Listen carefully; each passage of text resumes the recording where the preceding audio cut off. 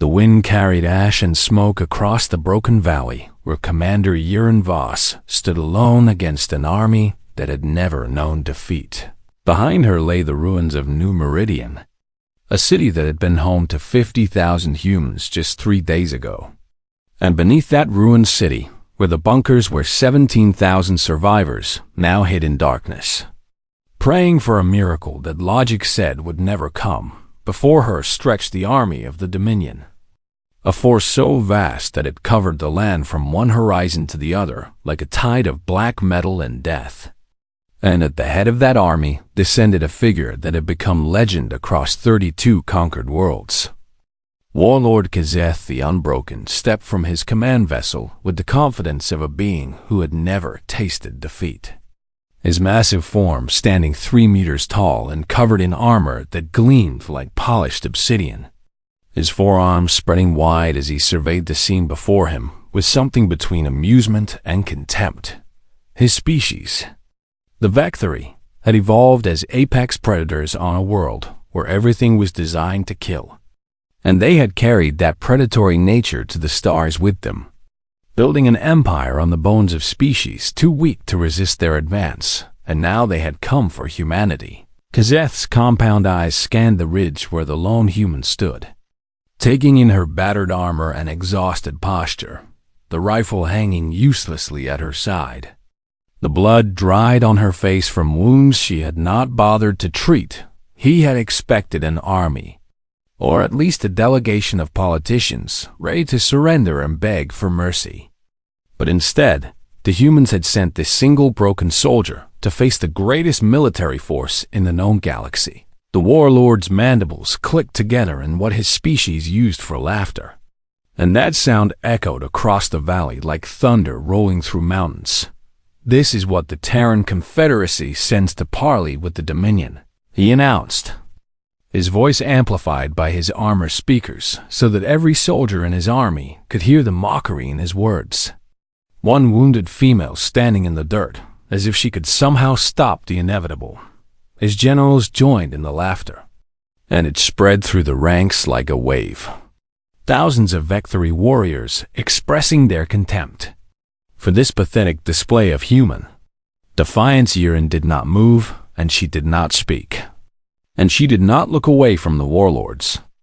Burning eyes, she had been awake for 46 hours, fighting a retreat that had cost the lives of every soldier under her command, watching friends die so that civilians could reach the bunkers, knowing that her own death was simply a matter of time. But she was not afraid, because fear required uncertainty, and Yurin Voss knew exactly what was coming. She just needed to keep the warlord talking long enough for it to arrive. Kazeth descended the ridge toward her with slow, deliberate steps that shook the ground beneath his armored weight. Each footfall a reminder of the power differential between them. And when he stopped just 10 meters away, she could feel the heat radiating from his battle suit like standing before an open furnace. "I have studied your species," he said, and his voice had shifted from mockery to something almost like curiosity. "You are young and fragile and divided, spending more of your history killing each other than facing external threats. Your bodies break so easily, and your lifespans are laughably short. And yet you spread across the stars with a speed that made the elder races nervous." He leaned closer, his massive head tilting as he examined her like a scientist studying an interesting insect. "I never understood their concern until now. Standing here, watching you refuse to kneel, even when kneeling is the only rational choice. There is something broken in your species. Something that makes you fight when fighting is pointless." Yurin allowed herself a small smile, the first expression she had shown since the warlord arrived. "You are right about that," she said, and her voice was calm and steady despite everything. "There is something broken in us? Something that has been broken since before we left our homeworld? We call it different things depending on the century. Stubbornness or pride or defiance or simple stupidity." She checked her wrist display with a casual glance that she hoped looked like habit rather than purpose. And the countdown timer showed 12 minutes remaining. But here is the thing about broken things. Warlord, sometimes they are broken in ways that make them more dangerous. Not less. Kazeth's mandibles clicked again, but this time the sound carried less amusement and more consideration. You speak as if you believe you can still win this engagement, he observed. Your fleet has been scattered. Your military forces have been eliminated. Your allies have abandoned you to your fate. And yet you stand here making threats as if you hold some hidden advantage. He gestured at the army behind him. A sea of warriors that could crush a small moon if given the order. What possible advantage could you hold against this? Yiren did not answer immediately, instead letting her eyes drift across the assembled Dominion forces with the careful assessment of a soldier memorizing enemy positions. She saw the heavy armor units positioned at the flanks, the artillery platforms humming with charged weapons, the air support hovering in precise formations overhead, and the command staff clustered around there. Warlord with the casual confidence of beings who had never faced a serious challenge. They were impressive. She had to admit, a military machine honed by centuries of conquest into something approaching perfection. And under normal circumstances, they would have crushed any human resistance within hours. But these were not normal circumstances. I hold no advantage, she said finally. And her voice carried a strange note that the Warlord could not quite identify. I am exactly what I appear to be, a broken soldier standing in the path of an unstoppable force. Waiting to be swept away, she met his eyes directly. And something in her gaze made even the unbroken Warlord hesitate. But I am not the one you need to worry about. Kazeth, I am just here to keep you looking in the wrong direction. The Warlord's tactical officer suddenly spoke up, his voice urgent with alarm. Sir, I am detecting unusual energy readings in the upper atmosphere. Patterns I do not recognize. Kazeth turned to respond. And in that moment, Yiren checked her timer one more time. 8 minutes remaining. She had done her job. Now she just needed to survive long enough to see the sky change color. Warlord Kazeth turned back to face the human with new intensity burning in his compound eyes, his tactical officer's warning still echoing in his mind. And for the first time since landing on this conquered world, he felt something that might have been the distant cousin of concern. Explain yourself, he commanded, and his voice had lost all traces of mockery. What did you mean about looking in the wrong direction?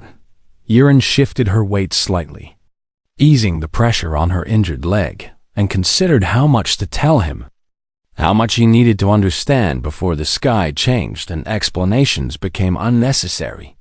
Tell me, Warlord, she said, when your intelligence services studied humanity, what did they focus on? Kazeth's mandibles clicked with impatience, but he answered anyway, perhaps sensing that this conversation was more important than he had initially believed. We studied your military capabilities, your fleet compositions, your weapons technology, your strategic doctrines, he listed. We analyzed your political structure, your economic systems, your population distribution, everything necessary to plan an efficient conquest. And what did you learn about our history? The Warlord made a dismissive gesture with one of his forearms. Enough to know that you are a young species prone to self-destruction. You fought wars among yourselves for thousands of years over resources and territory and ideological differences. You developed weapons capable of ending your own civilization, and then came within minutes of using them on multiple occasions. You are arguably the most violent species to achieve interstellar travel. He paused, considering his own words, that violence is actually what made you interesting to us. Most species mellow as they advance, trading aggression for cooperation as they realize that survival requires unity. But your species seems to have skipped that step. You achieve faster than light travel, while still maintaining enough internal conflict to fuel a dozen wars. Yiren nodded slowly. and there was something almost like approval in her expression. "You understand more than most," she admitted. "But you made the same mistake every other species makes when they study us. You assume that our current peaceful behavior represents our natural state." She gestured at the ruined city behind her, at the evidence of Dominion destruction spreading across the valley. For the last 200 years, humanity has been on its best behavior. We joined the galactic community. We signed treaties. We limited our military expansion. We played nice with all the elder races who watched us with nervous eyes and twitching trigger fingers. Her voice hardened, but that was a choice. Warlord, not a transformation. We did not become peaceful because we evolved past violence. We became peaceful because we were terrified of what we might become if we let ourselves go back to what we were. Kazeth found himself genuinely intrigued, despite the tactical warning still flickering at the edge of his awareness. "And what were you?" Yiren smiled, and it was not a pleasant expression. "We were the species that invented genocide, and then had to create a word for it because we did it so often. We were the species that developed biological weapons and chemical weapons and nuclear weapons and worse. We were the species that looked at our own beautiful world and calculated exactly how many bombs it would take to make it uninhabitable. And then we built twice that many just to be safe." She took a step toward the Warlord, and despite his overwhelming size advantage, he did not advance to meet her. "We were the species that fought a war so terrible we called it the war to end all wars. And then 20 years later, we fought an even worse one. And then we spent the next century developing weapons that made those wars look like playground scuffles." Her eyes never left his. "You studied our military capabilities as they exist today. Warlord, you counted our ships and measured our weapons and calculated our strategic options. But you never asked the most important question, which is what? Where did all our old weapons go?" The tactical officer spoke again, his voice climbing toward panic. "Sir, the energy readings are intensifying. I am detecting spatial distortions that should not be possible. The fabric of local space-time is becoming unstable." Kazeth raised a hand to silence him, his attention fixed on the human woman who stood before him without fear. "You are claiming that humanity has hidden weapons," he said slowly. "Weapons beyond what we have observed. I am claiming that humanity spent 10,000 years getting really good at killing things," Yiren replied. "And then we spent 200 years pretending we had forgotten how, but we never forgot. We just hoped we would never need to remember." She checked her wrist display again. 4 minutes, when your fleet destroyed the Artemis Ascending. You killed 800 civilians, including 112 children. The youngest was 3 months old. Her name was Sarah Chun, and her parents had saved for 6 years to afford passage to the new colony. The Warlord shifted uncomfortably, not because he felt guilt over the deaths, but because he sensed that those deaths had triggered something. "War has casualties," he said. "Your civilians were in a combat zone. They were refugees fleeing from your invasion," Yiren corrected. "And they were under a flag of truce that your admiral ignored because he wanted to pad his kill count." Her voice remained calm, but something cold moved beneath the surface. The Confederacy Council met in emergency session after the Artemis burned. Most of them wanted to respond with diplomacy, with sanctions, with measured, careful actions that would demonstrate humanity's commitment to galactic civilization. She paused. They were outvoted by people who remembered what we used to be. People who had spent their entire careers hoping they would never need to open certain files and activate certain protocols. The sky above them flickered, just for a moment. A ripple of wrong color passing through the eternal red of Cathris. For like a stone dropped in still water. "Those protocols have names," Yiren continued. "Old names that we do not speak in polite company. Names like Prometheus and Eschaton and Final Solution. Names that represent the weapons we swore we would never use again. The tactical officer was shouting now, his voice lost in the growing hum that seemed to come from everywhere and nowhere. 3 days ago, Irin said, the Council declared Condition Prometheus for the first time in 2 centuries. She smiled at the Warlord, who had never known defeat. You should have studied our history more carefully, Kazeth, because you are about to become part of it, above them. The sky began to change. The hum grew louder, vibrating through the ground and the air and the bones of every living thing on Kethris 4. A sound that seemed to come from the fabric of reality itself as it began to stretch and tear. Warlord Kazeth looked up at the sky, watching colors ripple through the red atmosphere like oil spreading across water. And for the first time in 300 years of conquest, he felt the cold touch of genuine fear. What have you done? He demanded, turning back to the human woman who stood unmoved amidst the growing chaos. What is happening? Irin checked her wrist display one final time, 60 seconds. I have done nothing, she said. I am just a soldier standing in a field, buying time. But what is happening above us is the answer to a question your species never thought to ask. She pointed upward, toward the shifting sky. You wondered why the elder races were nervous about humanity. Why species that had existed for millions of years watched a young, aggressive civilization with something like fear. And you assumed it was because we were violent and unpredictable, and refused to follow the rules. The tactical officer was screaming into his communication device, calling for orbital support, calling for sensor analysis, calling for someone to explain what was happening. But the only response was static. That was part of it, Irin continued.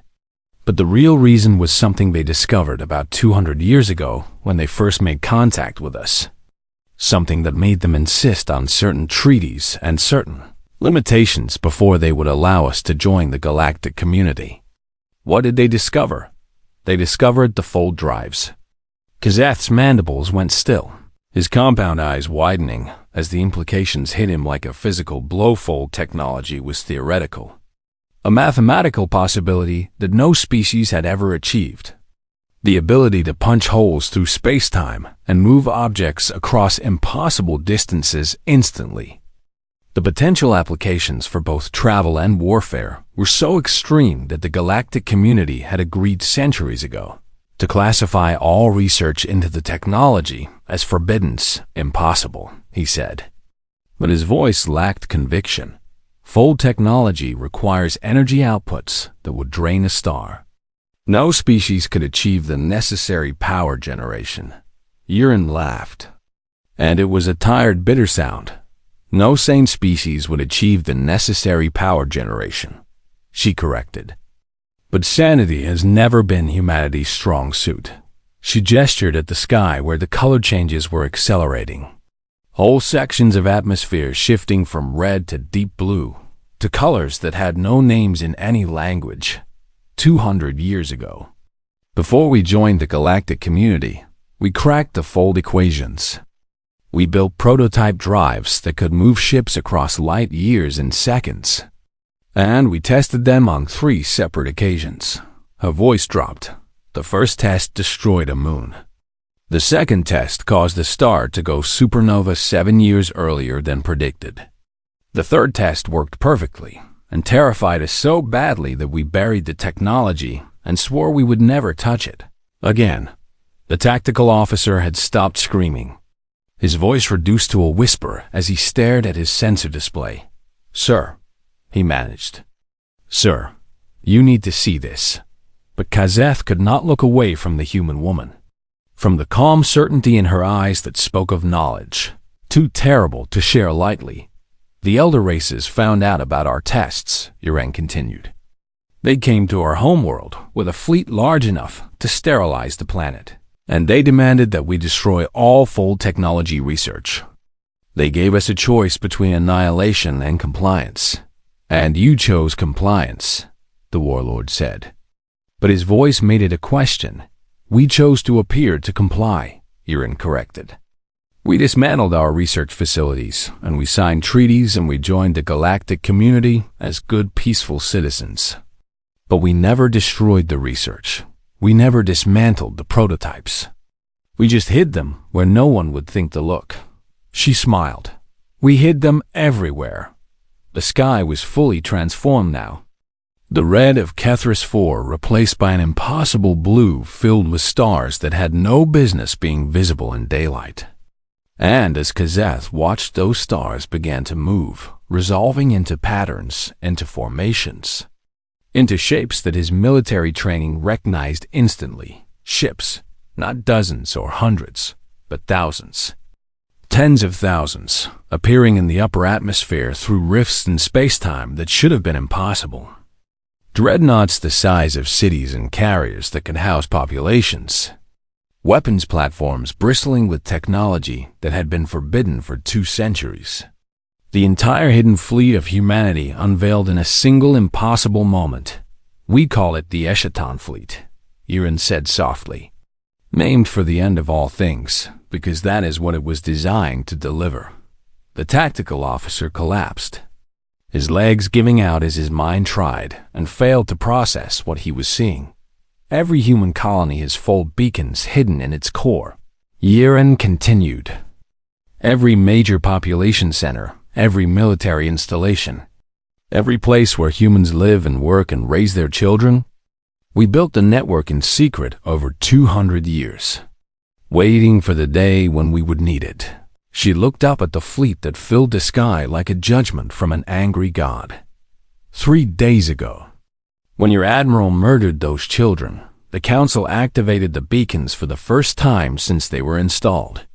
And the Eschaton fleet folded across 10,000 light years to answer. Kazeth finally found his voice. This is not possible, he said. But his words were hollow, meaningless protests against evidence that filled the sky from horizon to horizon. The energy requirements alone would require hundreds of stars. Thousands, actually, Iran agreed. We built the collection arrays in deep space where no one would find them, harvesting solar energy from uninhabited systems for 2 centuries, storing it in batteries the size of planets. She met his eyes. We have been preparing for this day since before your species achieved spaceflight. Warlord, we just hoped we would never need to use what we prepared. Above them, the fleet began to move. And Kazeth, the Unbroken, finally understood what it meant to face a species that had mastered the art of war by practicing on itself for 10,000 years. He understood that his empire had just become a footnote in human history. The Dominion fleet in orbit had 11 minutes to respond to the impossible. 11 minutes between the first fold ruptures appearing in the upper atmosphere and the total annihilation of everything Warlord Kazeth had built. Over 3 centuries of conquest they did not use.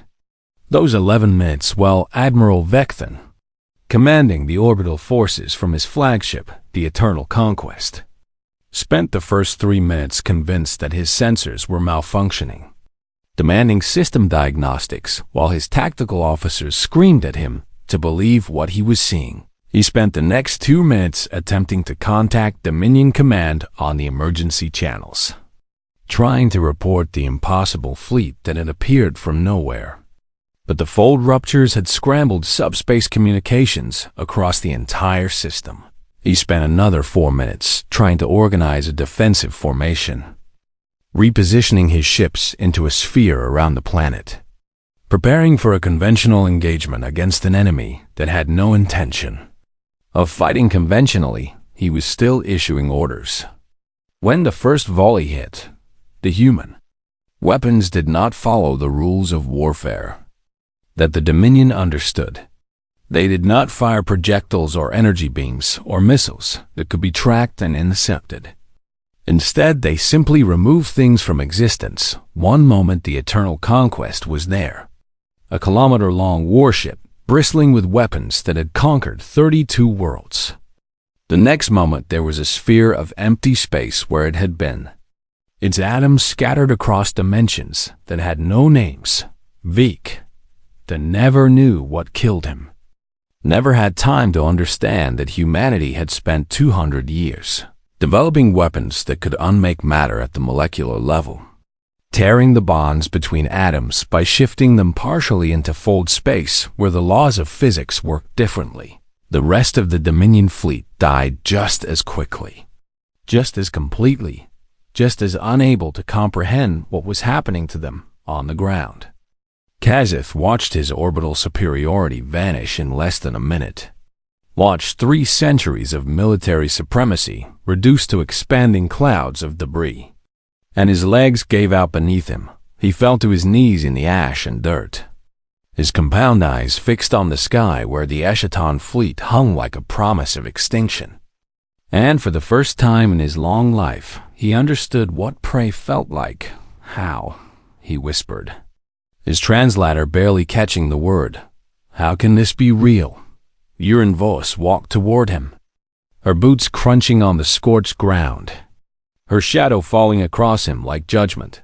Let me tell you a story. Warlord, she said, and her voice was almost gentle now.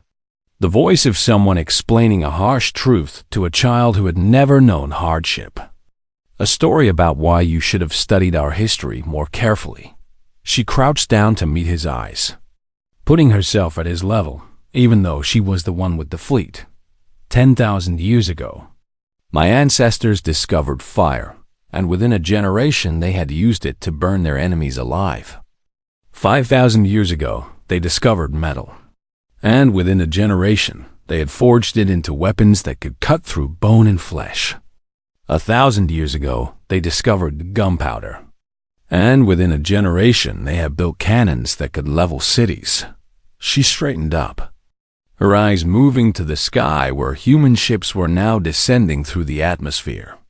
Landing craft, carrying soldiers and equipment to secure the surface.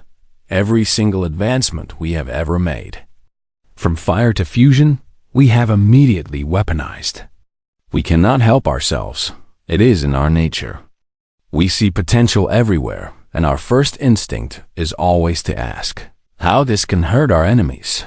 The ground trembled as the first human landing craft touched down, disgorging soldiers in armor that made the Dominion equipment look like toys. When we discovered fold technology, we had the same instinct. We immediately began designing weapons that could exploit the new physics. Weapons that could strike through dimensions. Weapons that could unmake matter. Weapons that could fold entire stars into points of infinite density. She gestured at his broken army, at the thousands of Dominion soldiers who stood paralyzed with shock and terror. But then something strange happened. We looked at what we had created, and we were afraid. Not afraid of our enemies, but afraid of ourselves. Afraid of what we might become if we kept walking down that path. Her voice dropped. So we buried it, hid it, locked it away behind protocols that required the agreement of every major human government to activate. We told ourselves that we had evolved past our violent nature, that we had become civilized. She laughed bitterly. We almost believed it. Kazeth looked up at her, and his eyes held something that might have been understanding, or might have been the beginning of madness. Your admiral destroyed that lie, Yirin said. When he murdered those children, when he laughed about it on an open channel, when he bragged about how humans screamed, just like every other species when they burned. He reminded us of what we really are. Human soldiers were approaching now, surrounding the Dominion army with weapons that seemed to bend light around them. Weapons that made no sound but filled the air with a pressure that made it hard to think. We are not civilized. Warlord, we never were. We just pretend because the alternative is too terrible to contemplate. But when someone threatens our children, when someone makes us remember what we are capable of, the pretense falls away very quickly. She looked at the sky where the Eschaton fleet waited in perfect formation. The fleet you see up there is only a fraction of what we have. Only the forces that could be mobilized in 3 days. If you had given us a month, we would have brought enough firepower to sterilize your entire empire. She met his eyes one final time. If you had killed more children, we would have. The human soldiers reached them, forming a ring around the kneeling warlord and his broken army. And Yurin stepped back to let them do their work. The battle for Kethris IV was over. The war for the Dominion's future was just beginning. The surrender ceremony took place 3 hours after the last Dominion soldier laid down their weapons. Held in the ruins of New Meridian Central Plaza, where human colonists had once gathered to celebrate holidays and watch their children play, now it served as a monument to what happened when someone made humanity remember what it was. Admiral Chen Wei stood at the center of the plaza, her dress uniform pristine despite having commanded the fold operation from the bridge of the Nemesis, the flagship of the Eschaton fleet and arguably the most powerful warship ever constructed by any species. She was a small woman by human standards, barely reaching the chest of the Dominion officers who knelt before her. But no one looking at her eyes would make the mistake of thinking her weak. Warlord Kazeth was brought before her in chains that seemed almost redundant given the thousands of human soldiers surrounding the plaza and the fleet still hanging in the sky above. But the chains served a symbolic purpose that both species understood power was being transferred. Kazeth, the Unbroken, Admiral Chun said, her voice carrying clearly across the silent plaza. You came to this world commanding the greatest military force in the Dominion's history, believing that you would add another conquered species to your empire's collection. She paused, letting her words settle. You were wrong. The warlord said nothing, his compound eyes fixed on the ground, his massive frame somehow diminished by defeat in a way that his physical restraints could not achieve. The Dominion fleet in this system has been destroyed. Chun continued. Your ground forces have been disarmed. Your communications have been jammed. And reinforcements will not be coming, because we have already transmitted the recording of today's events to every inhabited world in your empire. She gestured, and a holographic display flickered to life above the plaza, showing the moment when the Eschaton fleet had appeared, the 11 minutes of annihilation that followed, and the final image of the unbroken warlord kneeling in the dirt before a lone human woman. By now, every Dominion citizen has seen what happened here. They have seen their invincible fleet reduced to atoms. They have seen their legendary warlord brought low. And they have seen what humanity is capable of when provoked. Kazeth finally spoke, his voice hollow. What are your terms? Admiral Chun smiled. And it was not a cruel expression, but something closer to exhaustion. The smile of someone who had done something terrible and necessary, and now had to live with the weight of it. Our terms are simple. Warlord, simpler than you deserve, given what your admiral did to those children. She held up one hand, counting points on her fingers. First, the Dominion will withdraw from all human space immediately. Every ship, every soldier, every asset. Gone within 30 standard days. She raised a second finger. Second, the Dominion will pay reparations to the families of everyone killed in this invasion. Every civilian, every soldier, every child. The amount will be calculated by a joint commission, and payment will be guaranteed by the seizure of Dominion assets in neutral space. A third finger? Third, Admiral Victon would have faced trial for war crimes if he had survived, since he did not. The officers who served under him and carried out his orders will face justice instead. They will be tried by a human court and sentenced according to human law. A fourth finger. Fourth. And this is the term you need to pay attention to, Warlord. The Dominion will broadcast a message to every species in the galaxy. A message explaining what happened here and why. A message that makes clear that humanity does not seek conquest or vengeance, but that we will respond to any attack on our people with overwhelming and absolute force. She lowered her hand. Those are our terms. They are not negotiable. Kazeth raised his head. and something that might have been curiosity flickered in his compound eyes. "You could destroy us," he said. "You have the power to fold your fleet into our homeworld's orbit and burn every city we have ever built. You could end the Dominion today, and no one in the galaxy could stop you. Why do you not?" Admiral Chun was quiet for a long moment, considering her answer.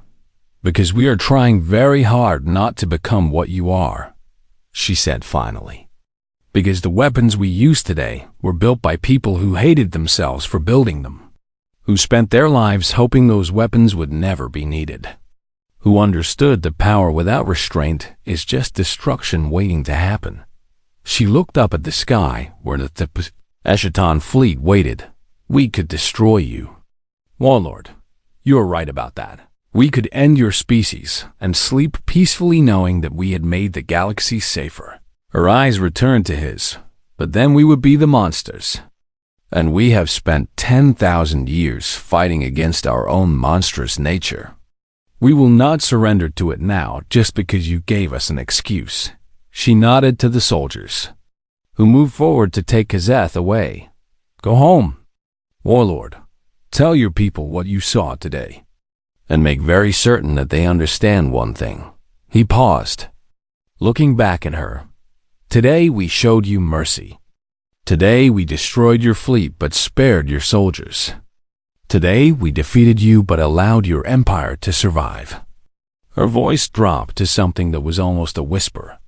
"Do not give us reason to show you what we are capable of when we stop being merciful." The soldiers led him away, and Admiral Chun stood alone in the ruins of New Meridian, watching the sky return slowly to its normal red as the fold. Ruptures healed, and the Eschaton fleet began its long journey back to hidden spaces where it would wait for the next time humanity needed to remember what it was behind her. The bunker doors opened and 17,000 civilians emerged into the light, blinking at a sky that had changed and changed again, at a world that had been conquered and unconquered in a single impossible day. Among them was a little girl named Maya Shun, 7 years old, who had lost her aunt and uncle and baby cousin on the Artemis Ascending. She walked up to Commander Yiren Voss, who stood at the edge of the plaza, watching the departing Dominion prisoners with tired eyes. "Did we win?" Maya asked. Her small hand finding Yiren's larger one, Yiren looked down at her. At this child, who represented everything humanity had fought to protect, and managed to smile. "Yes, little one. We won. Are the bad aliens going to come back?" Yiren considered the question, considered the truth of what humanity had revealed today, the power they had shown and the restraint they had demonstrated. "I do not think so," she said. "I think they learned their lesson." Maya nodded, satisfied with this answer. And together they walked into the ruins of New Meridian to begin the long work of rebuilding above them. The last human warship folded away, leaving only a clear red sky and the promise of peace earned through the terrible clarity of violence restrained. Humanity had remembered what it was, and the galaxy would never forget.